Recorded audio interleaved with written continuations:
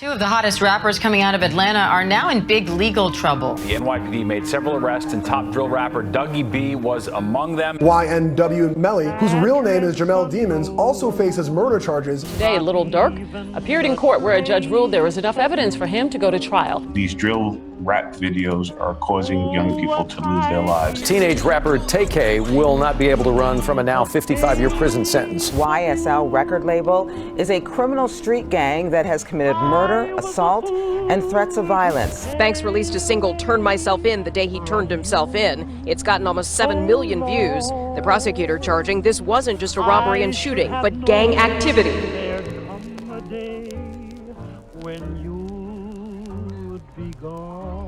The whole reputation of current day rappers lies in their authenticity, how real they are. These days, your lyrics have to reflect your actions. And for those reasons, there exists a whole industry for these ultra-violent, criminal rappers who talk about committing crimes in their lyrics. They call it self-snitching, but there's a reason rappers do it. I mean, the only reason DaBaby is famous is because he killed a guy in a Walmart. Lil Durk's whole image is built on still being in the streets, even though he made it. The industry props these artists up because they know that shit sells. Self-snitching is encouraged and not shunned. So why would someone like a Young Thug still be involved in criminal activity even after he got on? The sad reality is, Young Thug stood to gain everything by running a criminal enterprise in an industry where bad behavior is incentivized. Those lyrics about trapping don't hit as hard when you've been dormant for the past 10 years. And your audience knows this. In order to stay relatable, you have to stay connected to the streets in some way. Why do you think Durk is the voice of the streets? Because all the street dudes can relate to what he's saying. People want to have this sick sense of integrity when they look up to famous artists. Like everyone was cool with DaBaby committing a murder, even though, let's be honest, he was probably guilty. But the law said he wasn't, so what he did is viewed as cool. If DaBaby had a shittier lawyer, he would probably be serving 15 right now. What's going on? Hey, we got good and bad news. Good news, we got your payment, buddy. Bad news, they gave you life. Sayonara. And yes, it technically was self-defense. But do you think other crimes are unprovoked? Every crime and murder can be morally justified if you're trying to morally justify it. There seems to be this sentiment that there's justification for some crimes and they're morally right, while others aren't. People are cool with rappers committing crimes as long as they do it before they blow up. Everyone is so obsessed with what's good and what's bad that they forget that none of that shit actually matters. At the end of the day, the people from the same community end up suffering the consequences and nothing changes. Just looking at this from a simplistic point of view, it would be easy to just say, before, this made sense, but he's rich now. There's no reason for him to still be involved in criminal activity. You think people just stop being products of their environment because they blew up? In an industry that encourages that behavior?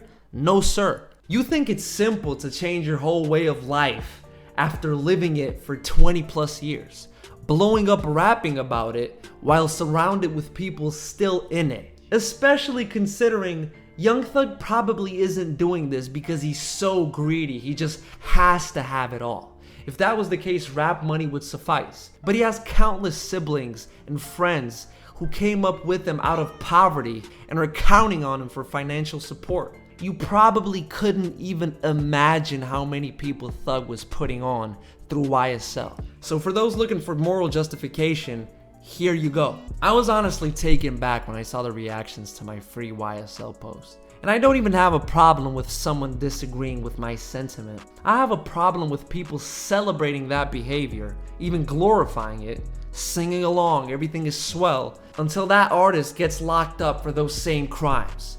And those people are now saying, yeah, lock him up. He got what was coming to him. Like you weren't just screaming, jumped out the window and I fled on the cops. Again, I have no problem with people enjoying these themes of crime and violence. What bothers me is the lack of consistency. At least keep that same energy when shit hits the fan.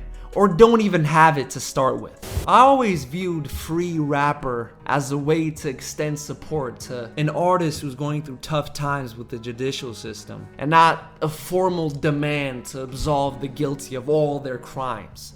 Like, the majority of the people saying free TK didn't actually want to free TK. I said free Thug because I've been a long-time supporter of him, and it just wouldn't feel right to switch up now, especially considering we all knew he tried to have Lil Wayne assassinated in 2015. So the fact he was running a criminal organization didn't really catch me by surprise. So yeah, free YSL and Young Thug. And I might as well share my opinion on the case while we're at it. From what I've seen thus far, the proof against Thug isn't that solid, considering people have been writing him off like he's going away for life or some shit. For example, I know he was charged with renting a car, which was later used for a murder, possession of drugs, possession of weapons, etc., etc. Allegedly renting a car that was used in a murder, making terroristic threats while being kicked out of Perimeter Mall. But even though this is a RICO case, I feel like all of these could be dismissed as crimes Thug himself wasn't really aware of. Knuckles out back too. Fucked up, man.